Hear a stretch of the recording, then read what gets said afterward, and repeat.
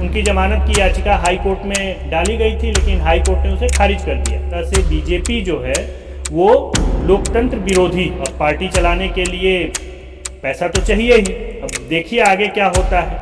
नमस्कार दोस्तों, स्वागत है आपका। दोस्तों, आपने एक फ़ोटो अभी सोशल मीडिया पे देखी होगी जिसमें सत्येंद्र जैन को LNJP अस्पताल में भर्ती कराया गया, और उस फोटो को आम आदमी पार्टी के मुखिया अरविंद केजरीवाल ने ट्वीट किया और ट्वीट करके ये बताया कि यह जो सत्ता है, वर्तमान सत्ता यानी बीजेपी की, वह लोकतंत्र विरोधी है। अब मुझे पहली बात तो ये नहीं समझ में आई कि इसमें लोकतंत्र कहाँ से आ जाता है। क्या किसी को जेल में रखना, अगर उस पर किसी तरह का कोई आरोप है, जैसा कि हम सभी जानते हैं कि सत्येंद्र जैन पे मनी लॉन्ड्रिंग का केस चल रहा है, उन पे ये आरोप है कि उन्होंने पैसों की हेराफेरी की है। मैं यहाँ सत्येंद्र जैन की कुछ पुरानी फ़ोटो डाल रहा हूँ, उसे आप देखें और देख करके खुद ही आप अनुमान लगा सकते हैं कि सत्येंद्र जैन जो बहुत अच्छे खासे पैसे वाले थे, उनका दिल्ली में अपना रुतबा था, और आम आदमी पार्टी ज्वाइन करने के बाद, मंत्री बनने के बाद किस तरह वे अरविंद केजरीवाल की महत्वाकांक्षा को पूरा करते हुए जेल चले गए। महत्वाकांक्षा कितनी पूरी हुई यह तो भविष्य में ही पता चलेगा, लेकिन फ़िलहाल सत्येंद्र जैन की स्थिति फ़ोटो में देख करके, ये फ़ोटो आप देख रहे हैं अस्पताल की है, जहां उन्हें ऑक्सीजन लगा हुआ है और देखने में भी काफ़ी दुबले पतले दिख रहे हैं। वहाँ पे उनकी स्थिति सही नहीं दिख रही है। अरविंद केजरीवाल का अभी आपने शीश महल देखा होगा, वहाँ की स्थिति और वहाँ के अंदर के डेकोरेशन देखे होंगे जिस पे उन्होंने 45 करोड़ रुपए खर्च कर डाले। और एक तरफ उनके मंत्री हैं, एक मंत्री सत्येंद्र जैन हैं जो 1 साल से ऊपर जेल में पड़े हुए हैं।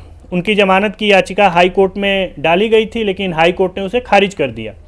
सुप्रीम कोर्ट में डेट लगी हुई है, अब देखते हैं जमानत मिलता है कि नहीं मिलता है।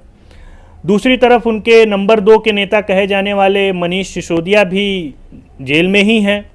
हम सभी जानते हैं कि मनीष सिसोदिया ने किस तरह से अरविंद केजरीवाल का साथ दिया था, और चाहे वो गलत में ही सही, लेकिन साथ तो दिया था, और अरविंद केजरीवाल बच गए और फिर मनीष सिसोदिया जेल में चले गए। अब उनकी जगह पे 2 और नए मंत्री नियुक्त हुए हैं। अब पार्टी चलाने के लिए पैसा तो चाहिए ही। अब देखिए आगे क्या होता है। मैं आशा करता हूं कि यह 2 मंत्री जेल नहीं जाएंगे, लेकिन खैर, हम आज बात कर रहे हैं सत्येंद्र जैन की।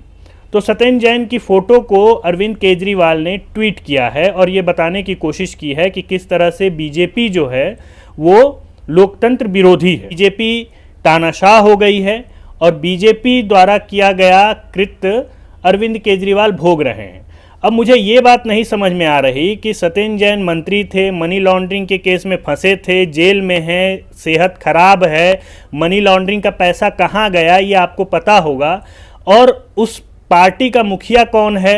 अरविंद केजरीवाल हैं। और उस पार्टी का मुखिया ये कह रहा है उस फोटो को ट्वीट करके सत्येंद्र जैन की हालत का कारण बीजेपी है। अब मुझे यह बात, या आप सबको अगर समझ में आए तो बताइएगा कि यह बात कैसे हो सकती है कि पैसे की हेराफेरी का आरोप आप पर लगे और दोषी नरेंद्र मोदी हो जाएं, बीजेपी हो जाएं।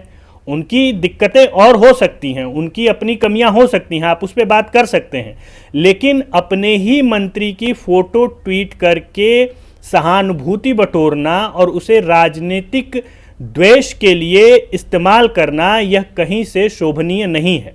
अरविंद केजरीवाल को यह समझना चाहिए कि जिस सत्ता पे वे बैठे हैं, उस सत्ता को पाने के लिए उन्होंने लोगों की महत्वाकांक्षाओं को ठगा हो और उनके साथ धोखा किया हो। वह व्यक्ति इस बात को कैसे कह सकता है और कैसे यह बात उसके दिमाग में आ सकती है, यह समझ से परे है। दोस्तों, अभी तक हम सभी को अरविंद केजरीवाल की महत्वाकांक्षा तो पता लग ही चुकी है, लेकिन अब उनका गिरता हुआ स्तर खास करके राजनीति में यह बता रहा है कि वह जिस राजनीति की बात करते थे उससे तो वो कोसों दूर हैं, लेकिन वर्तमान की राजनीति में भी वह एक गिरी हुई राजनीति को पोषित कर रहे हैं, जिसका परिणाम बेहद ही खतरनाक होने वाला है।